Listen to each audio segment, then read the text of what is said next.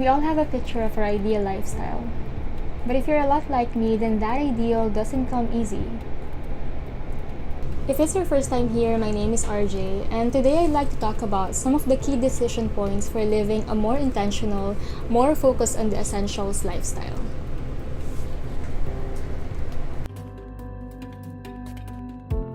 What I'm going to share are things that I learned from the book Essentialism. This book is one that I've read several times already, but I keep going back to it because intentional, essentialist lifestyle is not easy. If you're a lot like me, you probably often find yourself doing things just because other people expect you to do them. It's like being on autopilot. You perform without or with a very minimal level of thinking. You do what you must according to your job description or what the people-pleasing side of your personality asks of you, but not necessarily the things anchored in your ideal lifestyle, your values, or even your spiritual and mental health goals. If you're ready to take small steps towards a more meaningful day-to-day life, I invite you to really ponder on the decision points that I'll share in this video. Let's start.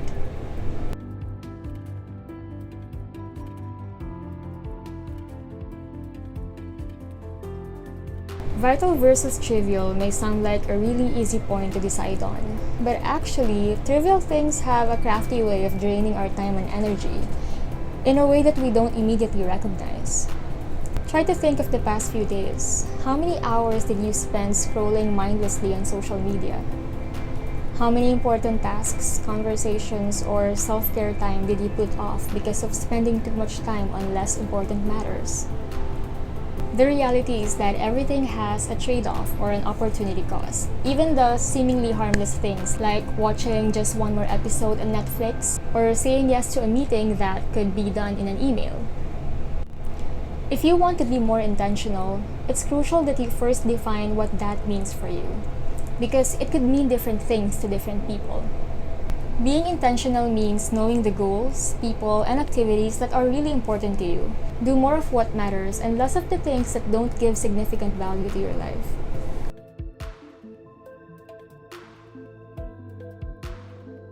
I often find myself struggling with this one, riding on the benefits of the adrenaline rush of beating the last minute.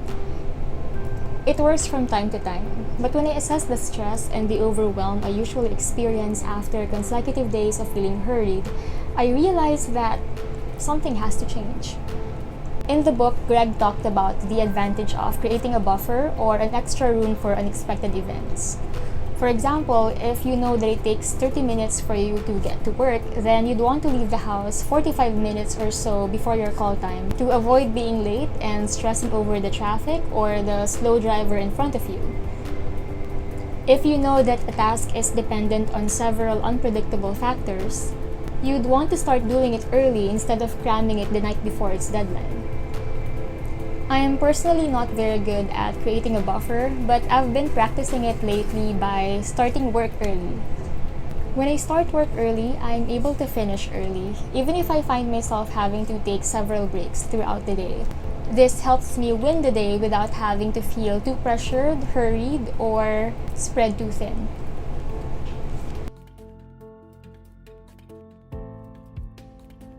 No one likes to admit that they're a people pleaser, but that actually seems like the default for many people.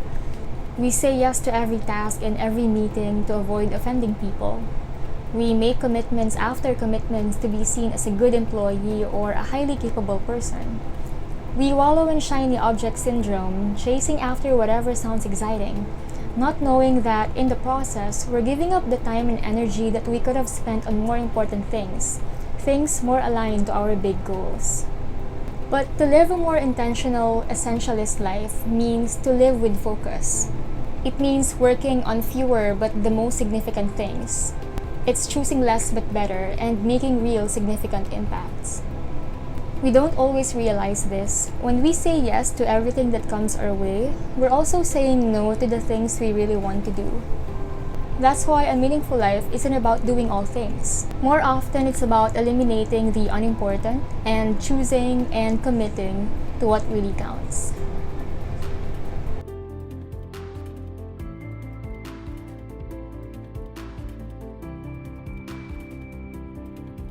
Being intentional can be challenging, especially when you have too many options but no criteria to filter which ones to put your energy on.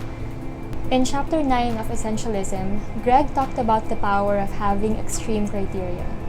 He cited the mantra that TED speaker Derek Sivers lives by. No more yes. It's either hell yeah or no. Now, before I go deep on this point, I'd like to clarify that it's not applicable for all occasions. For instance, if you're fresh from college and you're suddenly the breadwinner of your family, then it might be best to not be selective at first. Sometimes we do things we're not necessarily excited about to fulfill our responsibilities, and there's nothing wrong with that. Additionally, as a Christian, I know that there are a lot of things or commandments in the Bible that we aren't really that enthusiastic about, but we do them anyway because it's the right thing or the loving thing to do. Dropping yeses and going only for hell yes is applicable to people who have achieved a certain level of success and are faced with multiple options.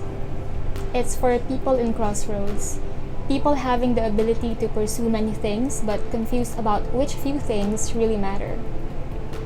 If this is you, I think that one of the most important things to keep in mind is that the pursuit of great, meaningful things often requires missing out on a few good stuff and intentionally living according to your values.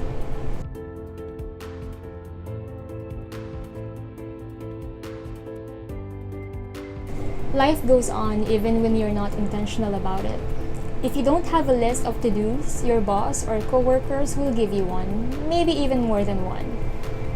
If you have no plans for the next 3 or 6 months, you'll most likely keep living according to another person's dreams and agenda.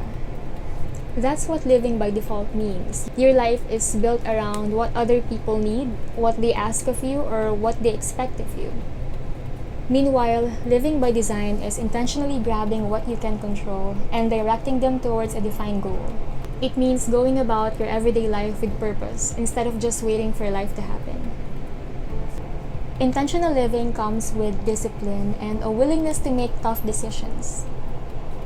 It takes saying no to a lot and saying yes to only a few.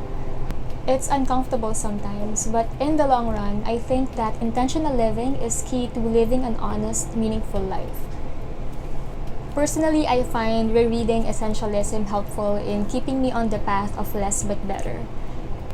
If you're curious to know more about this essentialist lifestyle, I'm going to leave a link to a few related videos about essentialism in the description below, so you can check that out. You may also check out the book itself, a link to which I'm going to leave in the comment as well as in the description. And that is all for me today. If you enjoyed this content, I invite you to hit like and subscribe so you can see more of my videos in the future. Thank you for hanging out with me. This has been me, RJ. See you next time. Bye.